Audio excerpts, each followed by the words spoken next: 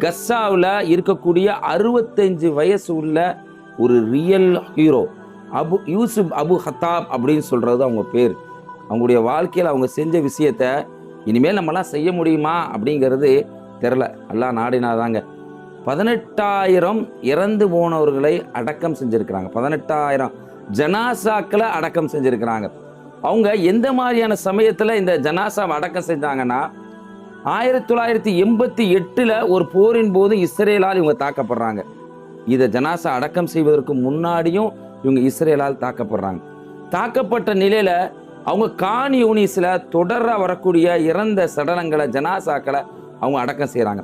அப்படி அடக்கம் செஞ்ச அவங்களுடைய காட்சியை, அவங்க வாழ்க்கையில் கண்ட காட்சியை அவங்க விவரித்து சொல்கிறாங்க.